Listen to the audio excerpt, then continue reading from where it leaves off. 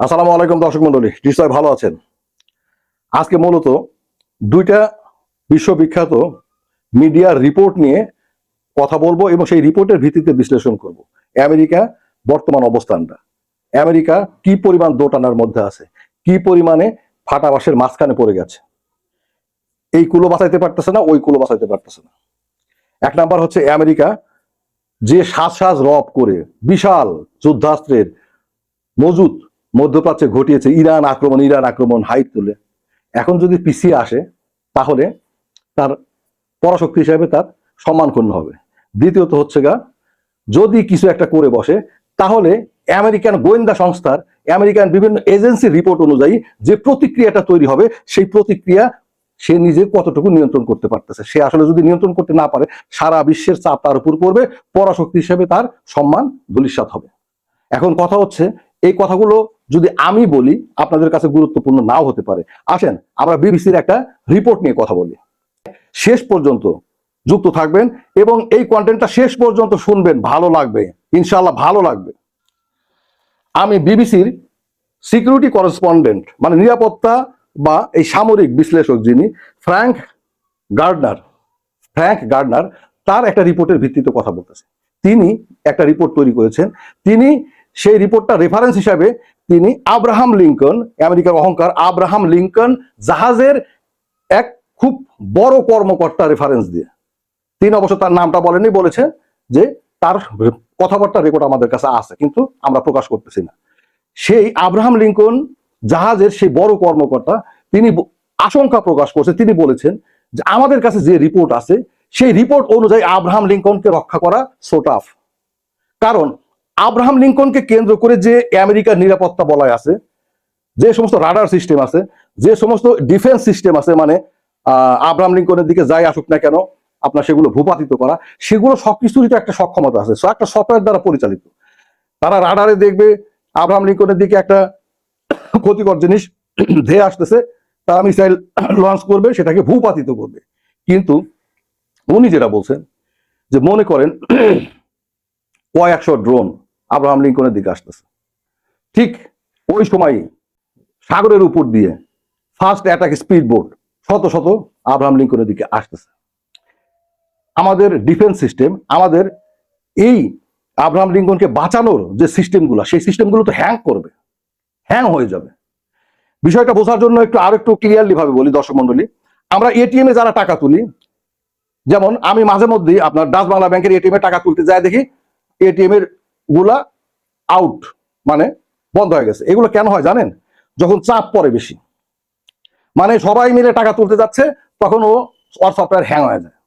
আপনারা এই যে ইউটিউব থেকে ভিডিও যারা ডাউনলোড করেন, তারা দেখবেন কোনো ভাইরাল ভিডিও ডাউনলোড করতে গিয়ে দেখবেন সেটা ঘুরতেছে, ডাউনলোড হচ্ছে না, সবাই মিলে ডাউনলোড করতেছে, তখন আর সেটা আপনি ডাউনলোড করতে অনেক সময় আপনার লাগতেছে। সবকিছু তো সফটওয়্যার দ্বারা পরিচালিত। ওই আপনার আমরা যে ডিফেন্স সিস্টেমের কথা বলি, যে মিসাইল লঞ্চ করি, মিসাইল ছাড়ি, এগুলো সবকিছুই কিন্তু আপনি হাতে ছাড়তে পারেন না। এগুলো একটা সিস্টেমের মধ্যে একটা সফটওয়্যার দ্বারা নিয়ন্ত্রিত, সফটওয়্যারের মাধ্যমে আপনার নিয়ন্ত্রিত হয় এবং সরে। এখন কথা হচ্ছে, যখন একটা ডিফেন্স সিস্টেমের কার্যক্ষমতা থাকে, সে একসাথে 30টা বা 40টা মিসাইল বা আপনার বিমানকে ভূপাতিত করার সক্ষমতা রাখে, কিন্তু সে যদি দেখে একসাথে 200টা লক্ষ্যবস্তু চলে আসছে, সে তখন কোনটা থেকে কোনটা মারবে, তখন সে কি করে, মানে সেই সিদ্ধান্ত নিতে পারে না, তখন হ্যাং হয়ে থাকে, তখন আসলে একটাও লঞ্চ হয় না। এরকম পরিস্থিতি তৈরি হতে পারে দর্শক, উনি আশঙ্কা প্রকাশ করেছেন। দ্বিতীয়ত হচ্ছে যে একসাথে এতগুলো অবজেক্ট যদি আমাদেরকে অ্যাটাক করতে আসে, একসাথে এতগুলো আমরা ফায়ার কিভাবে করব, একসাথে এতগুলো মিসাইল আমরা কিভাবে লঞ্চ করব? তার মানে কি? তার মানে আব্রাহাম লিঙ্কন অরক্ষিত। এর সাথে উনি যেটা বলছেন, এটা তো শুধুমাত্র স্পিড বোট, মানে ফার্স্ট অ্যাটাক স্পিড বোট আর ড্রোনের কথা বলা হলো, আর মিসাইলের কথা বাদ দেন। এর সাথে যদি আরো 200 মিসাইল একসাথে ইরান ছাড়ে, ইরানের সেই সক্ষমতা আছে, 200 মিসাইল একসাথে ছাড়তে পারে। 200 missile, 200 drone, 200 first attack speed boat Abraham লিঙ্কনের দিকে যদি ধেয়ে আসে, আপনি কি করবেন? কিভাবে ঠেকাবে? সো এটা হচ্ছে বাস্তবতা। তাহলে আব্রাহাম লিঙ্কনকে নিয়ে এসে মোটামুটি ভাবে এখন আমেরিকা বিপদের মধ্যে আছে দর্শক মন্ডলী। এই হচ্ছে অবস্থা। এটা হচ্ছে বিবিসির রিপোর্ট, আমার কথা না। এই কথাগুলো কিন্তু আমি এর আগের কন্টেন্টেও বলেছি, কিন্তু সেটা ছিল আমার কথা, সেটা ছিল আমার প্রাপ্ত আপনার বিভিন্ন সূত্রের খবর। আজকে যেটা বললাম সেটা বিবিসির থেকে প্রকাশ করা খবর, এবং সেটা আব্রাহাম লিঙ্কনের একজন কর্মকর্তার বরাদ্দ। দর্শক মন্ডলী, এর দ্বারা আমি আমেরিকাকে খাটো করতেছি না, আমেরিকা সক্ষমতাকে খাটো করতেছি। আব্রাহাম লিঙ্কনের মতো এইরকম যুদ্ধ জাহাজ পৃথিবীর আর কোন দেশের নাই, কিন্তু সবকিছুরই একটা কিছু কিছু দুর্বল দিক থাকে। এই ক্যারিয়ার গুলো মানে বিমানবাহী রণতরী যখন তৈরি করা হয় স্নায়ু যুদ্ধের সময়, সোভিয়েত ইউনিয়ন এবং আমেরিকার স্নায়ু যুদ্ধের সময়, তখন আমেরিকা তার প্রভাব বিস্তার করার জন্য একের পর এক এইরকম সুপার ক্যারিয়ার গুলো তৈরি করা শুরু করে। সোভিয়েত ইউনিয়নও পাল্লা দিয়ে শুরু করে, 2-3টা তৈরি করার পরে সোভিয়েত ইউনিয়নের মাথায় কাজ করে এটা তো শুধু টাকাই যাচ্ছে, এটা তো আসলে আমাকে তেমন সুরক্ষা দিতে পারবে না। এত বড় একটা সিস্টেম, এটা যে কোনো সময় যে কোনো কিছু লক্ষ্যবস্তু মানে শত্রুপক্ষের লক্ষ্যবস্তুতে পরিণত হওয়াটা অতি সহজ। এটার নিরাপত্তা দিতে যায় আমাকে আরো যতগুলো ডেস্ট্রয়ার, ক্রুজার, সাবমেরিন যুক্ত রাখতে হয়, এটা তো আমার জন্য লস। পরে কিন্তু সোভিয়েত ইউনিয়ন আর এই ক্যারিয়ার সুপার ক্যারিয়ার বানানো বন্ধ করে দিয়েছিল, আর বানায় নাই, বরং যে যা ছিল সেটা বিক্রি করে দিচ্ছে। এই যে ভারতের কাছে আপনার বিক্রি করছে, 2টা ইয়ের কাছে বিক্রি করছে। এটা আসলে তেমন কোনো কাজের না। কাজের বলতে কি, আপনি যদি কোথাও আপনি কোনো ঘাঁটি গাড়তে চান বা মনে করেন করতে চান, কোনো কিছু মানে বিমান গুলোকে বহন করে নিয়ে যেতে চান, তাহলে এটা ঠিক আছে, কিন্তু যুদ্ধের জন্য এটা পারফেক্ট অস্ত্র নয়। এটা সোভিয়েত ইউনিয়নের কথা, আজকে কিন্তু সেটা প্রমাণিত হচ্ছে। এটা কিন্তু প্রমাণিত হচ্ছে এত বড় জিনিস যে কোনো কিছু দ্বারা টার্গেট করা যায়। আর সবচেয়ে বড় কথা হচ্ছে, আপনি যদি প্রতিটা ড্রোনকে ভূপাতিত করেন, প্রত্যেকটা স্পিড বোটকেও ভূপাতিত করেন, পার্থক্যটা দেখেন আপনি। এটা যদিও সম্ভব না, আমি তারপরে বললাম, একটা ড্রোনে ইরানের খরচ হয় $10,000, আর এটা ভূপাতিত করতে যে মিসাইলটা ছুটতে হয়, সেই মিসাইলটাতে ন্যূনতম খরচ $20 লাখ, উপরে $40 লাখ। একটা $10,000 একটা জিনিসকে আটকাইতে আপনার 20 লাখ টাকার জিনিস লাগে। পার্থক্যটা বুঝেন। যাই হোক, এটার কথা বললাম। আসেন আর একটা হরমুজ প্রণালী, এটা হচ্ছে আরো বড় সমস্যা আমেরিকার জন্য, বা ইরানকে যেই আক্রমণ করতে আসবে তার জন্য। কারণ হচ্ছে যে এইটার কন্ট্রোল আগেও ইরানের কাছে ছিল, বর্তমানে এই হরমুজ প্রণালীতে ইরানের 30টা সাবমেরিনের মধ্যে প্রায় অর্ধেকই হরমুজ প্রণালীতে ডিউটি দিতেছে। ইরানের যুদ্ধ জাহাজগুলোর মধ্যে অধিকাংশই হরমুজ প্রণালীতে। ইরানের ড্রোনবাহী যে রণতরী, সেটাও হরমুজ প্রণালীতে। ইরানের যে মাইন গুলো হরমুজ প্রণালীতে সেট করা আছে, সেট করেছে এর মধ্যে, সেগুলোর কথা তো অন্য কেউ জানে না, ওইটা নকশা একমাত্র ইরানের কাছে আছে। দ্বিতীয়ত, হরমুজ প্রণালীর কে কেন্দ্র করে ইরানের যে সীমানা, মানে ইরানের যে, এটা তো একটা সাগরের লেন, ইরানের পোর্শনে হরমুজ প্রণালীর নিচ দিয়ে ইরানের গভীরে খাল কেটে নিয়ে যাওয়া হয়েছে, এবং সেখান থেকে আবার পানির নিচ দিয়ে মিসাইল তাক করা আছে ইরানের। মানে আপনি খাল কেটে, ওইটা কিন্তু উপর থেকে আপনার দেখা যাবে না, পানির নিচ থেকে খাল কেটে ইরানের ভিতরে নিয়ে গেছে, গভীরে ইরানের অনেক ভিতরে নিয়ে, সেখানে ওই পানির নিচে আপনার মিসাইল তাক করা আছে। হরমুজ প্রণালী দিয়ে যদি কোনো শত্রু, যদি ইরান বলে যে আমি কোনো জাহাজ ঢুকতে দেবো না, যদি সত্যি কোনো জাহাজ ঢোকে, ওই খালের মধ্যে দিয়ে মিসাইল ছেড়ে দিবে, জাহাজ এসে সেটা অ্যাটাক করবে। এটা একটা ভয়ঙ্কর সমস্যা। মাইন একটা সমস্যা, সাবমেরিন একটা সমস্যা, ড্রোন একটা সমস্যা। আবার হরমুজ প্রণালীকে কেন্দ্র করি আমি যেটা বললাম, ফার্স্ট অ্যাটাক স্পিড বোট, এটা কিন্তু পৃথিবীতে শুধুমাত্র ইরানের কাছে আছে, এটা আর কেউ তৈরি করে নাই। এবং এইটার গতি সম্পর্কে একটু আপনাকে বলি, যে আমেরিকার এই যে যুদ্ধ জাহাজগুলো সর্বোচ্চ গতি হচ্ছে 55 কিলোমিটার/আওয়ার। এটা কিলোমিটার না, নটিক্যাল কিলোমিটার যেটা বলে সেটা আমি ঠিক জানি, তো 55। এখন কথা হচ্ছে, এই ইরান যখন এই স্পিড বোট গুলো তৈরি করে, সেই সময় এটার স্পিড ছিল 110 থেকে 150 কিলোমিটার/আওয়ার। পরবর্তীতে এটা বাড়তে বাড়তে এখন 300 কিলোমিটারের উপর পার আওয়ারে তারা উন্নীত করছে। এই স্পিড বোট একসাথে টর্পেডো ছুটতে পারে, একসাথে আপনার মনে করেন মানে মিসাইল, আপনার ছোটখাটো মিসাইল গুলো ছুটতে পারে, গুলি করতে পারে, বিস্ফোরক বহন করতে পারে। আবার এগুলো আত্মঘাতী স্পিড বোট হিসেবেও কাজ করতে পারে, মানে বিস্ফোরক নিয়ে যায় সেরা ভাই আপনার মনে করেন জাহাজের সাথে লাগাই দেবে, ও মরবে, সবে জাহাজও যাবে। এই হচ্ছে বর্তমান পরিস্থিতি। ইরান যে আমেরিকার তুলনায় শক্তিশালী, আমি এই কথাটা বলতেছি না। যদি আপনি শক্তির তারতম্য দিয়ে বিচার করেন, তাহলে ইরানের চাইতে আমেরিকায় যোজন যোজন যোজন যোজন গুণ দূরে অবস্থান করে, মানে আমেরিকা যোজন যোজন গুণ শক্তিশালী।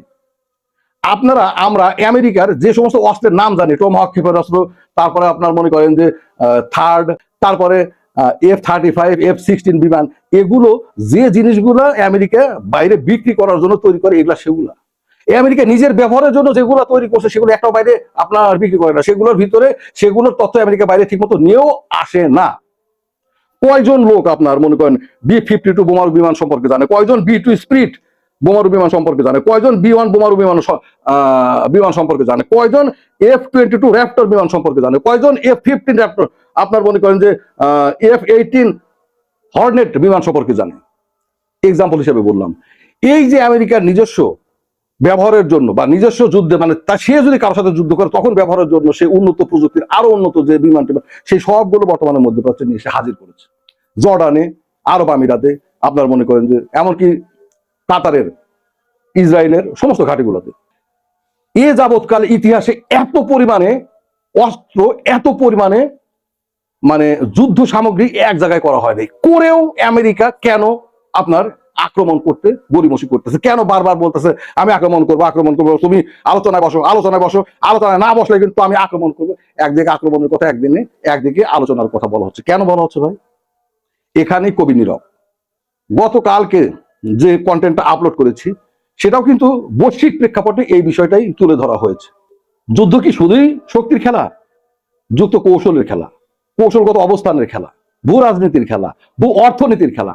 এই যে হরমুজ প্রণালী, এটা যদি ইরানের হাত থেকে নিয়ন্ত্রণ না নিয়ে যুদ্ধ শুরু করা হয়, এটা বন্ধ হয়ে গেলে সারা পৃথিবী উত্তপ্ত হয়ে উঠবে। সারা পৃথিবী আমেরিকাকে ব্লেম করবে, তুমি আক্রমণ করে, তুমি এই কাজটা করে দিচ্ছ। পৃথিবীর প্রত্যেকটা দেশে জ্বালানি সংকট দেখা দেবে, প্রত্যেকটা দেশের সমস্ত কিছুর দাম বৃদ্ধি পাবে, প্রত্যেকটা দেশের অভ্যন্তরে জন অসন্তোষ তৈরি হবে, প্রত্যেকটা দেশের সরকার বিপদে পড়বে, সবাই আমেরিকার উপর চাপ প্রয়োগ করবে। এই চাপটা থেকে বাঁচার জন্য আমেরিকার প্রথম প্রয়োজন হচ্ছে হরমুজ প্রণালীকে আগে নিয়ন্ত্রণে নিতে হবে। ইরানে আক্রমণ করার আগে আমি হরমুজ প্রণালী যদি ক্লিয়ার রাখতে পারি তাহলে ইরানকে আমি ধসাই দেই, সমস্যা নাই। হরমুজ প্রণালী যদি আটকায় থাকে তাহলে ইরানকে ধসায় দিলেও আমি টিকে, আমার পক্ষে বিশ্ব জনমত বিপক্ষে নিয়ে টিকে থাকা সম্ভব নয়।